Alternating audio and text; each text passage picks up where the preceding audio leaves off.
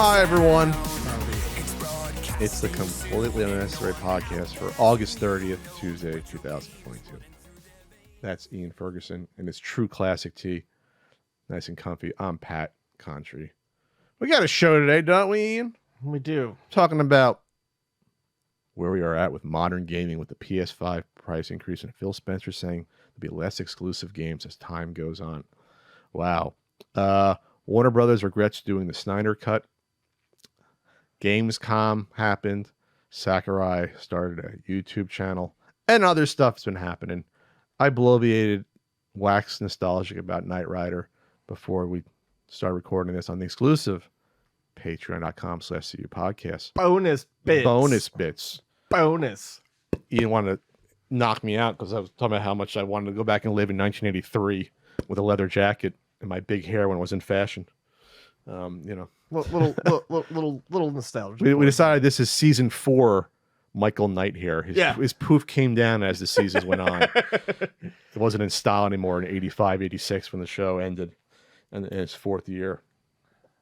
So, how was your weekend? It was okay.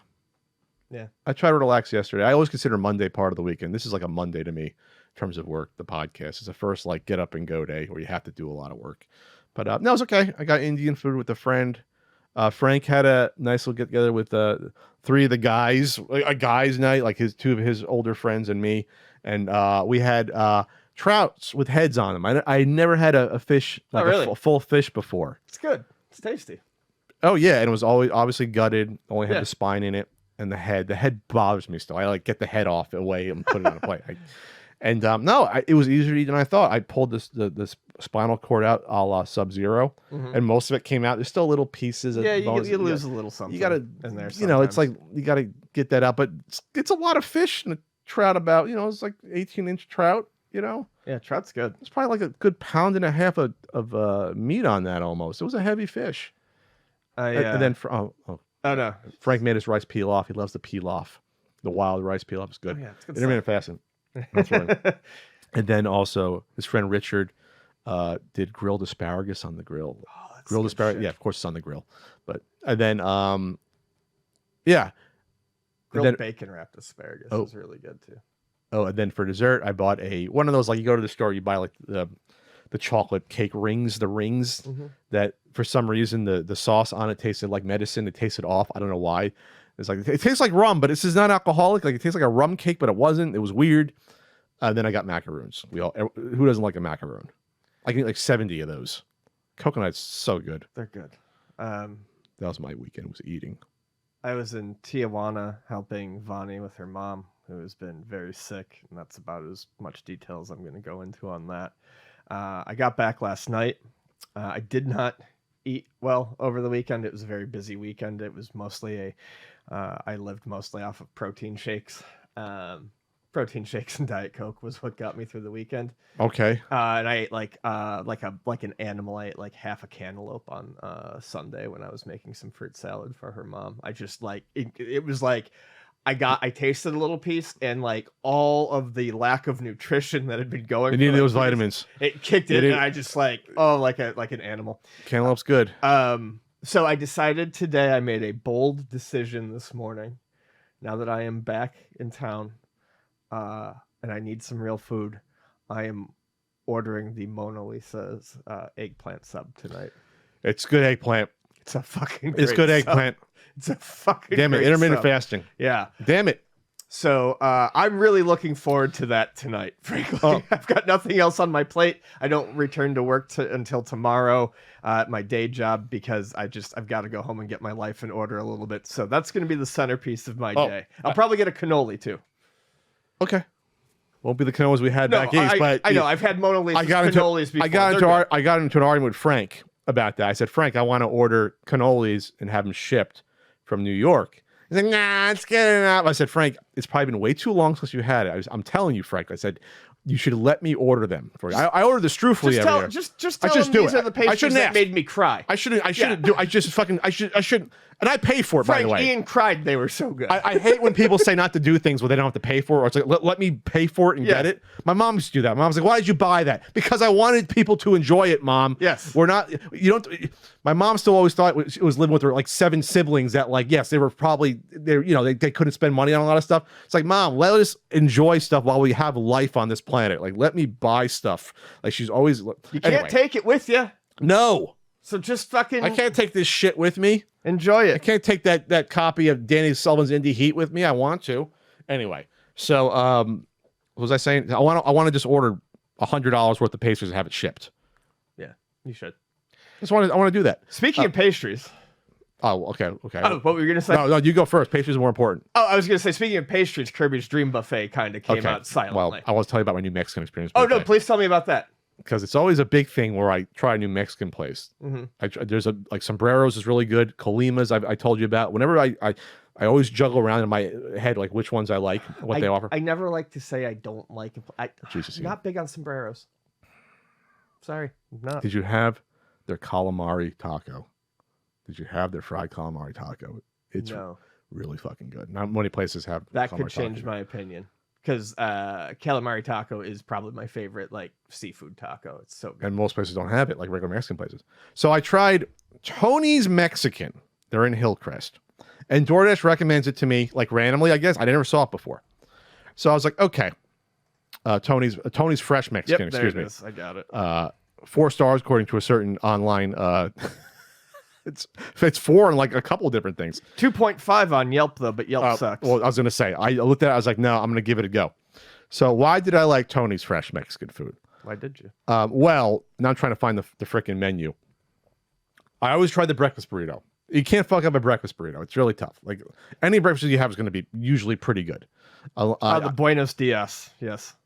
How do I log into this? I gotta log in with my Facebook or my Google. So I got their breakfast burrito. It didn't say on DoorDash what was in it. I had to go to the website. Which one did I get? I got the ultimate. And I'm trying to find the menu. There's actually 2 Tony's Fresh Mexican. Okay, which one is it? There's 2 on DoorDash. There must be 2 within distance here. This is the place that has changed names a few times. Oh, that's usually a good sign. Used to be Santana's, then it was Fresh Mexican, and it was like Fresh MXN, and now it's Tony's Fresh Mexican. And I can tell because the Buenos Dias burrito has been in all of those. Okay, well, they offer a 1 pound, literally it says 1 pound California burrito, so you know what you're getting. Jesus, yeah. Yeah, for $10, can't go wrong. So I got the Supreme or the Ultimate. What sounds better? They're all the same price. That's why I couldn't decide. I think I got the Supreme. Now I'm trying to make sure which Tony's I actually went to. So Ian, it was like the most dense burrito I'd ever had. Bacon, ham, chorizo, eggs. I think it had cheese. Supreme. That's the Supreme. And it was all ground up. Like, grind it all up. When you bite, it was so like fucking Rick, producer. It's like talking about stars. It's so dense. Every bite has so much in it. I couldn't eat a third of it. Like, because it was a big burrito. We're talking probably so much just meat mashed together, all the types. Which one was it now? Because they had something particular I wanted to bring up with you to get you excited. Because it's something that most Mexican places don't have, because this isn't technically Mexican. It's more like a Central American Mayan thing that I was going to tell you about, and now I can't find it on the fucking menu. They offered Accioti chicken. Yep, I see it. Never heard of it before I saw it on the menu. Most places in California have shredded chicken, pollo asado. Yeah. That's pretty much what they have, right? Mm-hmm. And a pollo asado is like a marinade. Or, Accioti chicken is different.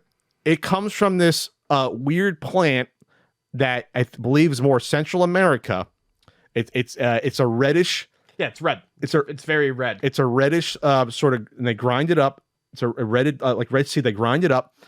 And it bakes differently and tastes closer, not necessarily like tandoori chicken, but closer to that. Accioti is awesome. So I never had it before. So I got the nachos with it on it. Oh, yeah, I'm looking at that right now. That would be good as fuck. It was fucking delicious. Yeah.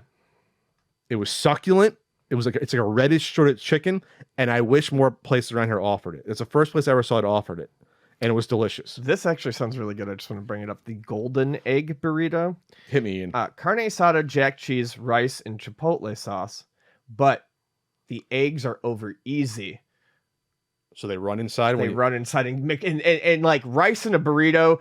There's a time and a place for it, and this is the place for it because that rice is going to soak up all that yolk. So let me tell you something. Good. So I tell you something. I respect Tony's Fresh Mexican because they're doing some different things there. Maybe I'll give them another shot. They're pushing the envelope. I didn't like them. Well, we'll try that Akiote chicken. Where does it come from again? It's a weird plant, and that's why it's like I don't think it's traditionally Mexican. It comes from the Oriana shrub. Like, where the hell is that? So there is Mexican achiote. Oh, there is? Okay. Yeah. It's also, I believe it's called annatto. Annatto. So you've definitely seen that someplace else. Achiote is not the common... well, achiote, I think, is the proper term for it, but annatto is another. Okay, I'm reading an article. It's used interchangeably. Yeah. Achiote and annatto are used interchangeably. Gotcha. I never heard it before. I never saw it. It's a rub. It's like a reddish rub. That's all. Yeah, I loved it. Sorry, Ian. Now I'm fucking starving. Hit me with something that has nothing to do with food. Well, unfortunately, we're going right into food, which is Kirbys Dream Buffet came out. I was excited for that, just bringing it up real quick. It's a fun game. You play as Kirby. You run. There's a bunch of different courses. It's kind of got like a Fall Guys setup, but it's only 4 players. I like but it. All the food is delicious. Like looking, you're just running through cakes and popsicles and bacon slides and things like that. It's a little random, you know. You do a course and then a battle royale and then a course and then a battle royale, and no matter how good you do on everything else, that last battle royale is pretty decisive. You can go from 4th to 1st and from 1st to 4th.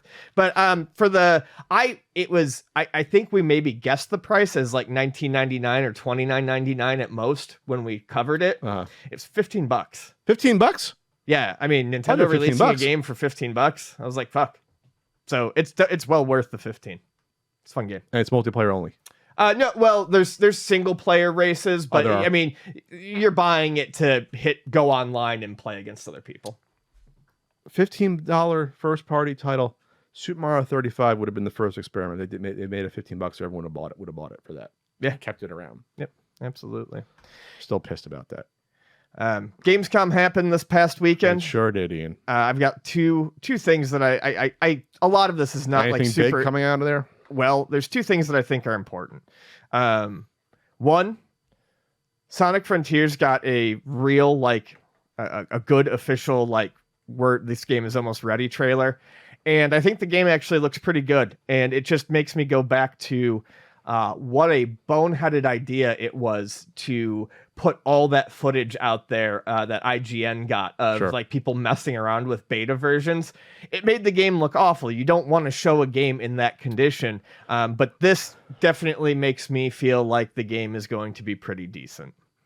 And then the other big one for me was the AEW game. Or not AEW. I've never watched an episode of... It's called Fight Forever, I think. Yeah. Never watched an episode of AEW. I don't think I would dislike it. I haven't. My main reason for being interested in this game is it literally just bites no mercies gameplay. The AKI style wrestling games on the N64. Based upon button pressing and holding them down for stronger moves. Just where you got a strike button, a grab button, and then a strong grab when you hold it down. Strong hits. So I think that's going to be a lot of fun.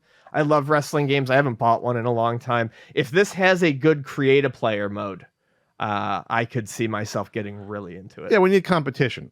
Yeah. We need more than one wrestling game. But basically, we need a competitor to push each other. Yeah. Like back in the old days, that's what happened with the WCW and WF games. They were on the N64. They were pushing each other to do different things and improve. Having only one company do the same shit all the time is not good. You need variety. Yeah. I also think it's amusing that just like back then, WCW was kind of like the underdog to WWF. Maybe not at the time, but I just think it's interesting that AEW and WCW get this kind of gameplay, whereas WWF has always done WCW pulled ahead for a couple of years. No, absolutely. From like 96 to like 98, they were it. Well, at least 96, 97. the WWF sucked in 96 and 97. Like there were nothing going on. 98, 99 weren't. Well, 98. 96. I said 96, 97. Yeah, no, 98. Yeah. I'm saying is where it started. And 98 is when Austin won WrestleMania. Yeah, like that's when officially they were like, okay, WWF is back. At that point, that's when it was neck and neck for a little bit. Then Goldberg won the title that summer. Right. For whatever reason, I thought that was like early 2000s. Yeah, that was 98. Attitude Era was done by early 2000s. Yeah, no, I know. It was done after they tried to bring the NWO and WWE in 2002, and that was a fucking disaster. My brain ain't working right today. Yeah, I can hear you. I always know the wrestling years with the things. It's like doing baseball stats. Dead Island 2 trailer. I forgot, but the first game was so long ago. Zombies on an island. There you go. More zombies. But people will be looking forward to that. Can you play it any way you want on the island? Is that why it's different? Or is it still like mission based? I think it's open. I think it has like that kind of Borderlands structure where you, that's you go around, you take on missions, you do stuff. Okay. Kojima has a podcast. Everyone has a podcast. Does he? Starting a podcast called Brain Structure. Huh. There you go. Beginning of September 8th, Hideo Kojima will be launching his very own podcast on Spotify called Brain Structure, which will be a deep dive into his brain and shed light on his creative process. Then hopefully he's not going to be interviewing Alex Jones in a couple months. Hopefully.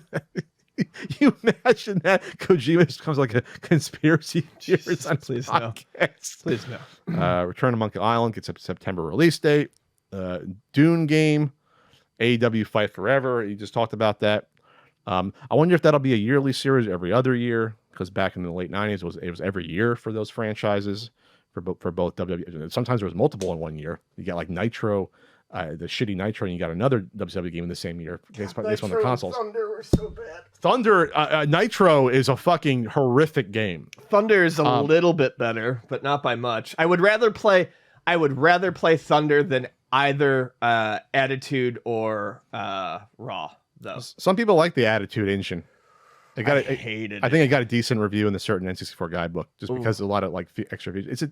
I don't like that. I don't like that engine. No, I hate it. ECW used that engine too. I mean, it was Acclaim. It was like Acclaim as it was dying. It's. I personally think it's fucking dog toys. It's awful. Warhammer game. What else we got here? Anything else here? No, a lot. I told you I had two things that I thought were necessary to bring up. Killer Clowns from Outer Space game coming at 3 versus 7 multiplayer game. Is that the thing? 3 versus 7? Yeah, I think it's got a little bit. I think it's got some of the team members, or at least one team member from the developers that did the Friday the 13th game, and it's going to be similar to that. 3 versus 7. That's just an interesting thing. All right. Well, there's some more stuff happening. Yeah, good. Yeah, Gamescom is. Were they back last year? Did they have an in person? Yeah, they did because that's where the Amico was shown. Well, they had an interview about it.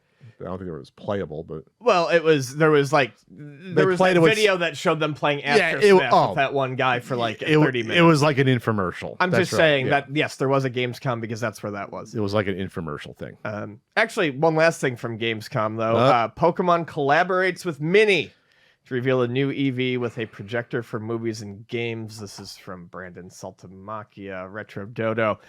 Great little, just a cute thing.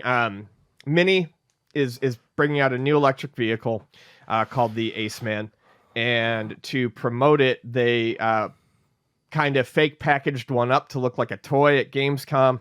It's Pikachu themed, electric car, electric Pokemon, and it's a weird little car. It has some strange add-ons, like there's a circular touchscreen on the dashboard that like does light shows on the dashboard.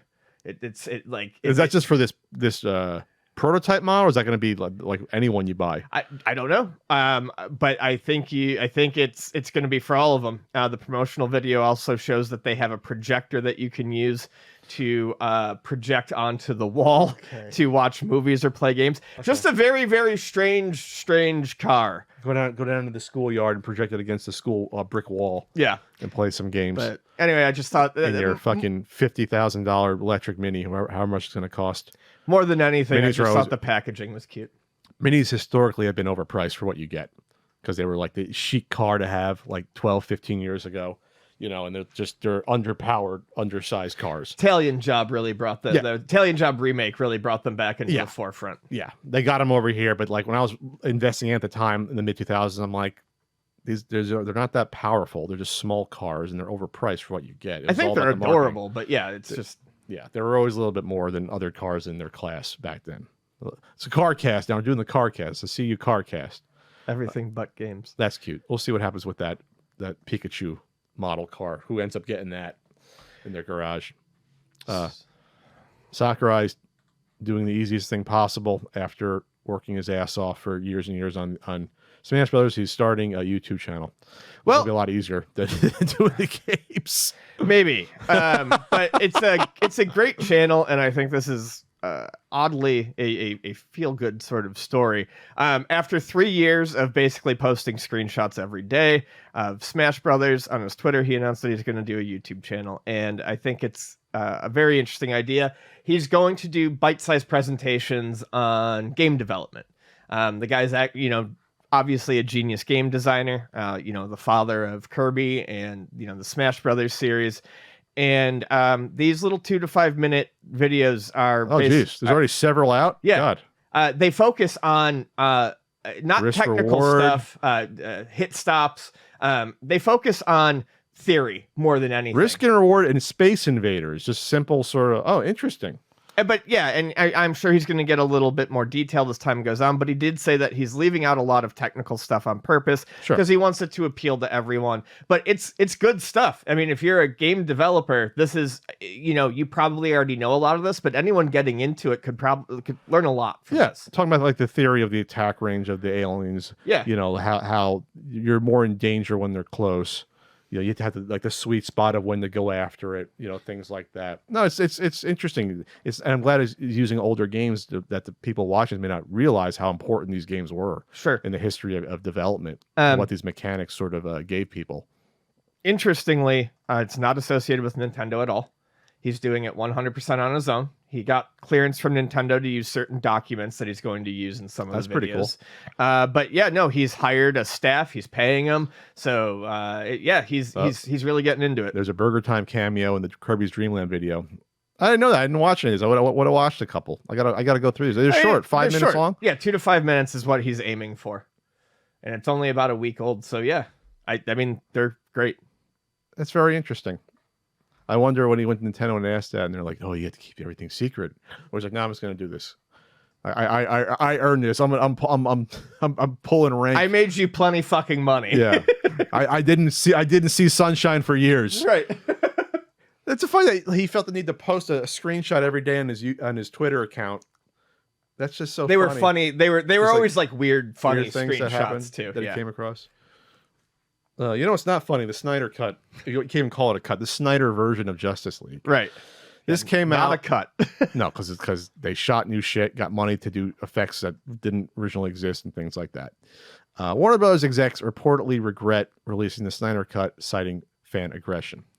After a years-long fan campaign, Warner Brothers released Zack Snyder's Justice League in 2021. Have you ever seen that yet? Did you watch it? No, I'm not. Okay, I took it for the team and I watched that fucking 4-hour. God, I appreciate you. But one report absolutely not. But one report says the studio wishes it hadn't. In a recent report from Variety, Young News in the Hollywood backlot on DC's lengthy struggle to find its own version of Marvel's Kevin Feige, which they're hiring someone. The magazine revealed that studio execs internally regret releasing Zack Snyder's Justice League. According to Variety, they felt that releasing it, referred to as the Snyder Cut by fans, only emboldened fans to oppose Warner Brothers leadership at every turn. Yeah, what do you think's gonna fucking happen when you reward assholes? Yes. This is never in the history of anything ever fucking worked out. No. Just dumb. You don't shit. give in to terrorists. Yeah. That's why. Exactly. Don't negotiate. Because it's going to get louder and not accept any decision you make going forward with the weird hopes that you're going to bring back the guy that helped your fucking movies drastically underperform and be critically panned. Yeah. Like remember, you were right, Warner Bros. To toss his ass off. You were dumb to put him in power in the first place and give him keys to the kingdom, but you were right to toss him. You're absolutely right to toss him. Absolutely. The movement to release the Snyder Cut came shortly after the theatrical release of the original Justice League. And then we talked about it a week or two ago that it was a lot of bots and it was a lot of fake sort of like push for that. Twitter is not real life. It can reflect reality, but it is not reality. Jesus Christ. God. You know what is reality? What's reality, Ian? UltimateNintendo.com is Why reality. is it reality? Well, you can get real stuff like your books, stickers, pins, goodies, RBI baseball stickers. I brought you back your scissors. You did. But those are like glossed over the sticker things, Ian, because this is the first time it's being offered. That's now. right. You kind of just shoehorn that. The stickers. This is how I usually go. You fill in the gaps. We have 3 podcast stickers, 4 inches. We got the 4-inch one. We got the 3-inch one. We got limited. We got Danny, and we got the logo. We got the logo sticker for sale. This comes in a 3-pack. We got Danny Approved, which was an older T-shirt that people don't remember, and we got the limited, which is also a shirt, which you can get on the site if you're small. So we got those. If you're small.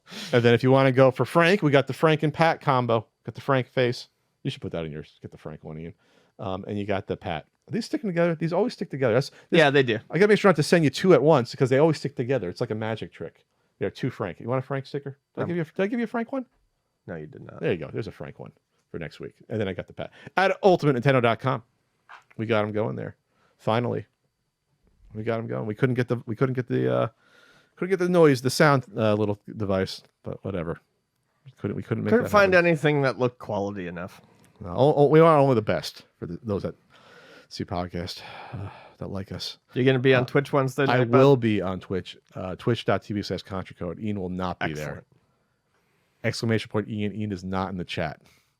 That's actually a command. It's great. It's actually a command that people randomly use. Crypto is BS. We know this. But a new Forbes report says that more than half of all Bitcoin trades are fake. They looked at 157 crypto exchanges in order to come up with that. It's a very dense article. It's so dense. Every piece of... God, Rick McCallum, that fucking idiot. God, the behind the scenes of episode 1 is so great to watch. Watch those in college on the DVDs. And wow. Anyway, obviously the more volume gets traded, the higher the cost of Bitcoin, the less volume it goes down. That's all it is. It's not fucking magic. I said this 5 years ago when I warned people not to get into it right before it crashed. It also pumps up visible activity, and makes it look like it's more active than it is. Yes, it accomplishes 2 things. Be careful if you get into. I mean, be careful. It's too late. If you got into it 6 months ago, you lost like 70% of your value. There was the Web3s going great. A little post about someone on Reddit who was complaining because he got divorced from his wife, and in the agreement, the wife got all the real assets, got like the house and got like the actual fiat money in the bank account. And then you got crypto because back in the fall, it was going up and it was worth more. And now it's worth absolute dog shit compared to what the wife got. And he was asking, well, how do I go back on this deal? You don't. You signed a fucking deal with your wife who was smarter about it and realized, no, I actually want the actual money I could spend and get a fucking Coke with. I can spend this $1 or $2. I can actually buy things with this because it's actually accepted universally money. I'm sure if if the shoe was on the other foot, the guy would totally be real magnanimous about it and adjust the fucking it. I don't want to try to guess about how the relationship ended, but it was funny to see that. Yeah.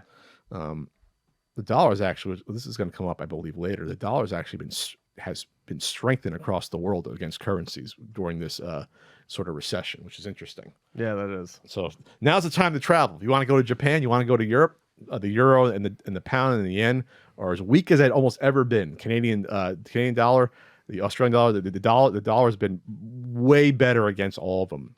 Oh, the last time I was in Canada, and this was like 2 years ago, I think, I felt like a fucking baller because like at my exchange, it was an exchange rate like I had when I was in high school. It used to be like you'd get like $1.50 basically for every US dollar, and it was like I think I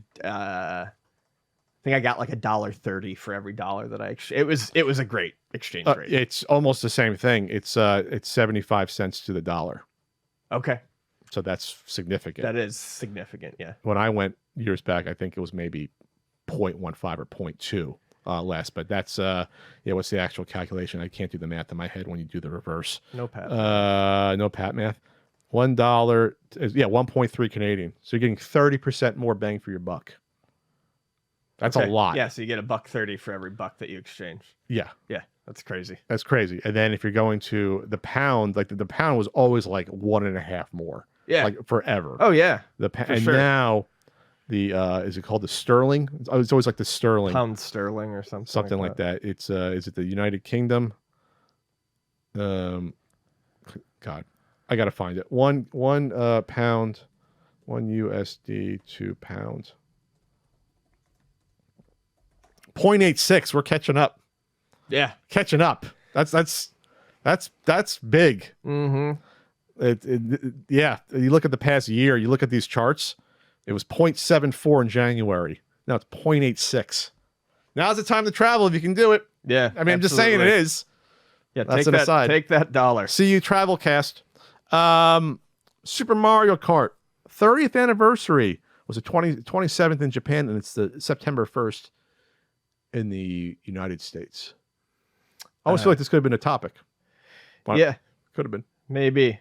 Mario Kart, the first one, is while I don't go back to it much, I would still consider it one of my all-time favorite games. I don't know what it was about it, but the first time I played that game on my buddy's Super Nintendo, I couldn't get enough of it. I thought about that game for fucking weeks.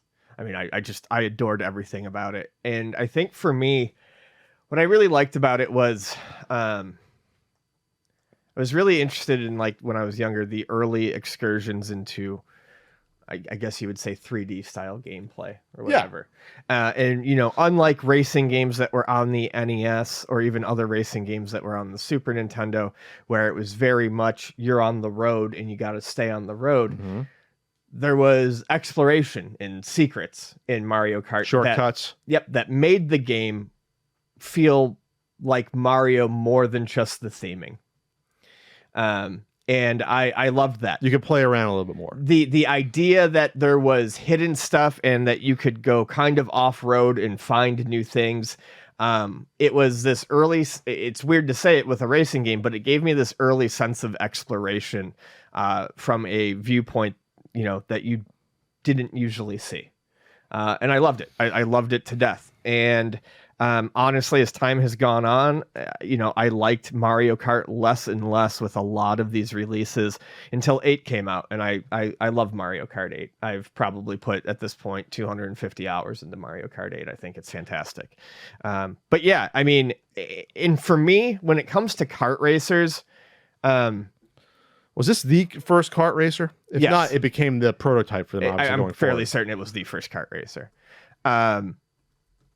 To me, there is no other kart racer besides Mario Kart, because they all try to ape Mario Kart so much that it's like, you know, Mom, I want Mario Kart. Wheels, we've got Mario Kart at home. Well, I was actually going to bring up Wacky Wheels. Because that was a fairly early one too. It came out. That was an Apogee game. It came out shortly after Mario Kart on the Super Nintendo. And when I found that game, I fell in love with it because I didn't have a Super Nintendo, and I used to play that one online with my friends. So Power Drift was quote unquote the first kart racing game, but that's more like a traditional racing game though. They just are in karts. Yes, yeah. So exactly. So I remember playing that in the arcade. In terms of the genre, I think Mario Kart is the first. That's not the same. I don't look at that as a quote-unquote kart racer because it's not like a party. No, it's a great game. I love Power Drift, but I wouldn't consider it a kart racer in terms of the kart racing genre. Having combat elements. That's why we made it kart elements. Like it's a party, a combat racing game. Right, where racing is almost secondary to your positioning and your weapons. Correct.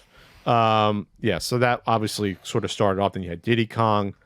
You had the Street Fighter Street Racer one that was on Super Nintendo, the crappy clone one. I fucking don't like Diddy Kong Racing at all. You don't? Some people really like it. That's like the other big one that they like. I like the airplane racing, and the kart racing is okay. I hate the hovercraft racing, the boat racing.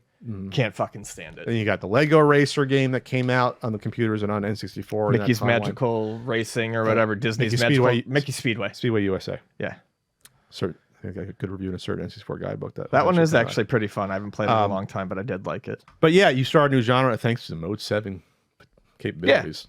because Genesis took a while to catch up in that department. Mode 7 was like the thing that made me wish I had a Super Nintendo, even though I loved my Genesis. The Mode 7 stuff was just so fucking cool to me growing up. Yeah. I loved it. That's why I love Pilot Wings. I still love Pilot Wings. Yeah. They faked the 3D. They could do it with Mode 7. Good shit. Everything's moving around you, basically. Like you're stationary, everything. They're kind of moving everything around. It's good shit. I mean, F-Zero came out fall of 91, so that was like the first big racing game that everyone got. I got, you got, probably your friends got, and then but Mario Kart was like a whole other level of like, now we want to play this 2 players. Remember, F-Zero was not 2 players. That's why it did not get 5 stars. Almost did. So that created a whole different element, and then obviously the battle mode was like insane. The battle mode was fucking revolutionary. The crazy thing to me is I never play battle mode anymore. But for Super Nintendo and for 64, that's pretty much all I played. It was revolutionary. Yeah, to have that at the time. There was nothing. I can't think of anything else that was similar to that at the time. I remember sleeping over at my friend's house when Mario Kart 64 came out, and we literally played 8 hours of battle mode. We just 4 players fucking going. Yeah, 4 players. Yeah. The party console, the N64 having 4 controller ports was amazing that they did that, because it was like a marketing. No one else could do that at the time. Like right out of the gate, here you go, you're good, and you sell more controllers. It's brilliant. It's one of the nice things I say about the N64. If you have a group of people, I don't like the N64, but like if you're 23 and living in a dorm or like with friends in an apartment, get an N64. Get Smash, get GoldenEye. Yeah. Get some Mario Kart. You'll definitely get use out of it. Yeah, absolutely. You'll get, in Ian's review, in quotes, you'll get some use out of your N64. Yeah. And then it's also the last time we see cute little chubby Junior. Donkey Kong Jr. in a game. In its original form. Oh, he became the Donkey Kong in Donkey Country. Whatever. I like my cute chubby Donkey Kong with the undershirt on. That's how I like my Donkey Kong Jr. I want him to come back. He might have been in, no, it was before he was in, I think, a Game Boy game as well. Junior? I think he shows up in one, but someone will. I feel like I should know that. I feel bad. The Mario Tennis on Game Boy have different characters. Where did he show up? Donkey Kong Jr. Now I'm going to look this up. Now it's going to bother me. No, it's bothering me too. But people say that, he's the one that shows up in in Donkey Kong Country. He's just grown up now. I don't like him. Mario Tennis, yeah. On 64, he's in it. Oh, he's in 64, Mario Tennis? Junior? Artwork. I'm looking at the Wikipedia. Is that in the game, or was he canceled? I don't recall. Well, yeah, maybe. I honestly don't recall that. That's interesting. Portrayed by Frank Welker on Saturday Supercade. There you go. Welker was also Starscream and Cobra Commander. Rest in peace. The great Frank Welker there. Super Nintendo, Mario Kart. He was in Mario's Tennis. So Mario's Tennis was the Game Boy one, wasn't it? Ian, you're the Game Boy guy, not me.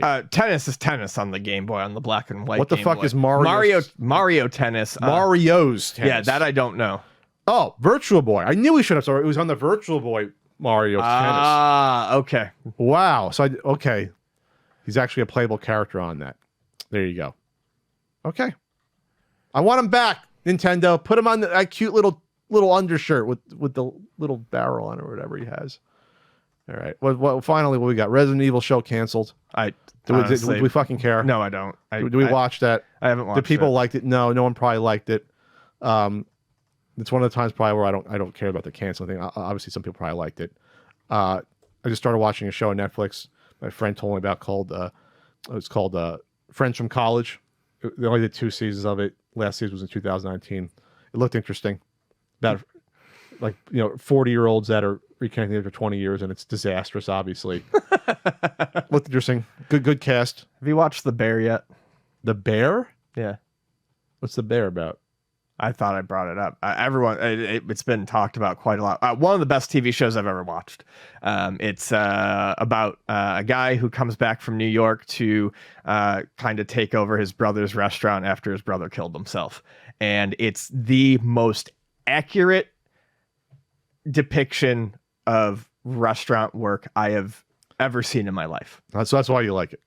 Well, it's all. I mean, everyone's loving it, and it's because it's tense. It's tense. What is it on? It's FX? on Hulu. You can watch that on Hulu, actually. Okay. I mean, just insanely good. But yeah, I don't know. Just if you need a TV show that's not about 40-year-olds reconnecting disastrously. Well, it's a comedy, but it has Keegan Michael Peele is in it. Fred Savage is in it. Michael Eckner's in it. It's a good cast. Colby Smulders is in it. It's like a really good cast. The plot's fucking goofy because it relies on people making the most awful decisions, but the cast is so good it like rises above the material. Right. You know, so it is what it is. It is what it is. Just like this podcast, it is what it is. It is.